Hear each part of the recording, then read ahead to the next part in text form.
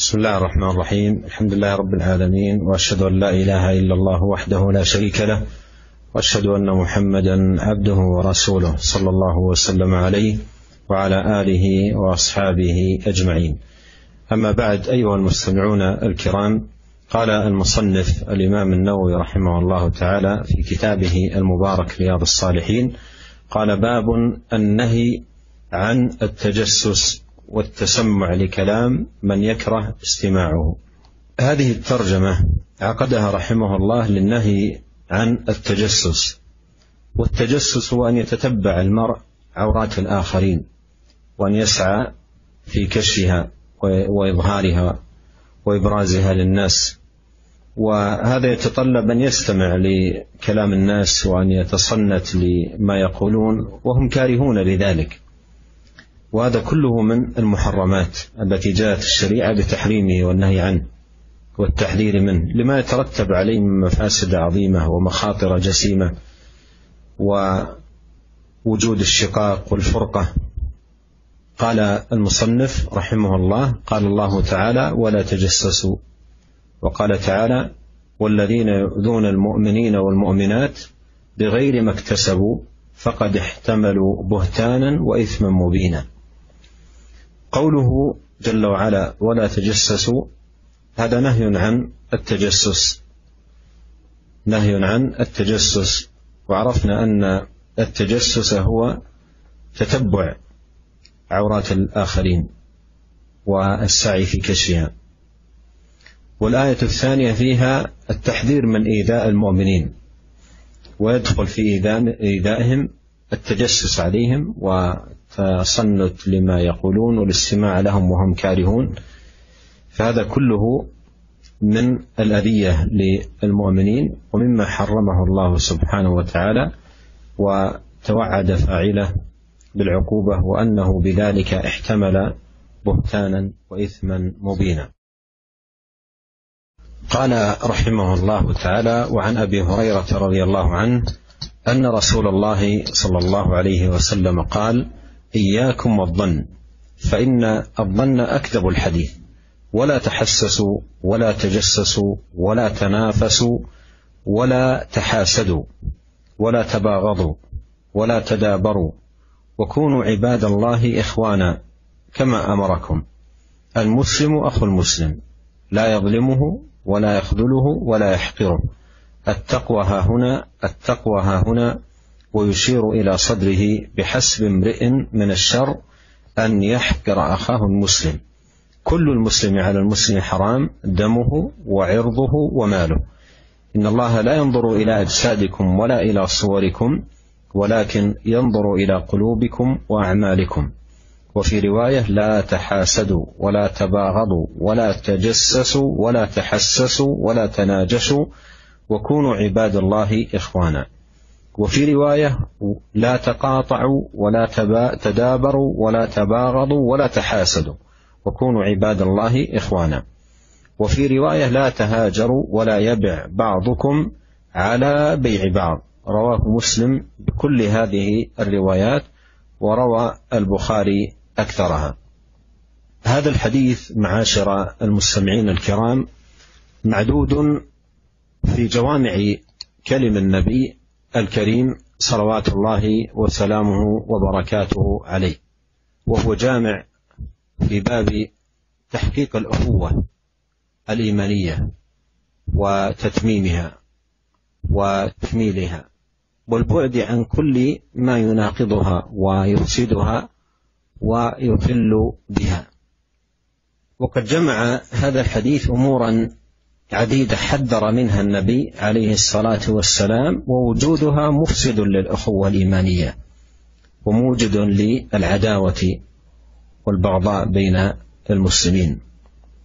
قال: إياكم والظن، وهذا تحذير من سوء الظن، أن يسيء الظن بإخوانه المسلمين. والمراد كما قال أهل العلم تحقيق ذلك، المراد تحقيق ذلك. أما إذا عرض عارضا في قلب الإنسان وطرده فإنه لا يضره بإذن الله، لكن إذا حقق الظن واستمر مسيئا للظن بأخيه فإن هذا مما نهى النبي صلى الله عليه وسلم عنه بقوله إياكم والظن فإن الظن أكذب الحديث.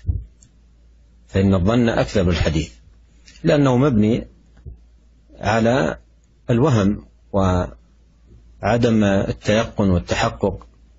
فإذا بنى على الظن تهمة لشخص معين أو نحو ذلك فإن هذا مبني على كذب وعدم تحقق من الأمر وصحته. وقوله ولا تحسسوا ولا تجسسوا، قيل أن التحسس هو الاستماع لكلام الناس وهم كارهون. يتحسس أي يتتبع ويستمع كلام الناس وهم له كارهون. والتجسس تتبع العيوب والسعي في كشفها ونشرها. وقوله ولا تنافسوا، هذا نهي عن التنافس في أمور الدنيا ومتعها بما يترتب عليه وجود البغضة والعداوة بين الناس. وقوله ولا تحاسدوا، الحسد هو تمني زوال النعمة عن الآخرين. وقوله ولا تباغضوا أي لا تفعلوا ما يوجب البغضة بينكم من الأعمال والأقوال التي ترتب على وجودها وجود البغضة. ولا تدابروا أي لا يعطي بعضكم بعضا دبره معرضا عن أخيه مقاطعا له. وكونوا عباد الله إخوانا كما أمركم، وكونوا عباد الله إخوانا كما أمركم أي كما أمركم الله سبحانه وتعالى، في مثل قوله واعتصموا بحبل الله جميعا ولا تفرقوا، وفي مثل قوله إنما المؤمنون إخوة. المسلم أخو المسلم أي أخوة دين، وهذه الأخوة هي أعظم رابطة وصلة، لا يظلمه ولا يخذله ولا يحقره. لا يظلمه أي لا يفعل شيئا فيه ظلم لأخيه، لا في نفسه ولا في ماله ولا في عرضه. ولا يخذله أي بترك نصرته وإعانته. ولا يحقره أي لا يزدريه وينتقص من شانه وقدره ومكانته. التقوى ها هنا يشير إلى صدره عليه الصلاة والسلام 3 مرات، أي منبع التقوى وأساسها هو القلب، فمنه تنبع. وإذا عمر القلب بتقوى الله سبحانه وتعالى ظهرت آثار ذلك على البدن واللسان صلاحا واستقامة. ويشير إلى صدره صلوات الله والسلام عليه. قال بحسب امرئ من الشر أن يحقر أخاه المسلم، أي يكفيه شرا وخبثا أن يحقر أخاه المسلم، أن يحقر أخاه المسلم، وهذا فيه التحذير الشديد.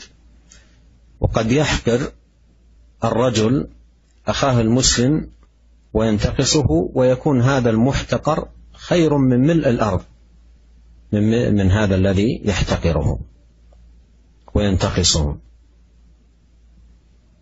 قال كل المسلم على المسلم حرام دمه وعرضه وماله، هذه كلها محرمة، الدماء والأعراض والأموال، فلا يتعرض لدمه بشيء ولا يتعرض لعرضه بشيء ولا يتعرض لماله. ثم بين عليه الصلاة والسلام أن الله عز وجل لا ينظر إلى الأجساد ولا إلى الصور والأموال، ولكن ينظر إلى القلوب والأعمال، ولكن ينظر إلى قلوبكم وأعمالكم. وبدأ بالقلب مقدما له على العمل لأنه الأساس كما تقدم في قولها التقوى ها هنا. قال وفي رواية لا تحاسدوا ولا تباغضوا ولا تجسسوا ولا تحسسوا ولا تناجشوا، وهذا فيه النهي عن التناجش، وهو الزيادة في سعر البضاعة من غير رغبة في الشراء. قال وفي رواية لا تقاطعوا ولا تدابروا ولا تباغضوا ولا تحاسدوا وكونوا عباد الله إخوانا. قال وفي رواية لا تهاجروا ولا يبع بعضكم على بيع بعض. الشاهد من الحديث قول النبي عليه الصلاة والسلام لا تجسسوا ولا تحسسوا، ففيه تحذير من ذلك، وهو الذي عقدت الترجمة من أجله، ففيه تحريم التجسس والتحسس، وذلك لما يترتب عليهما من المفاسد العظيمة والتفرقة بين المسلمين ونشر العداوات والبغض بينهم.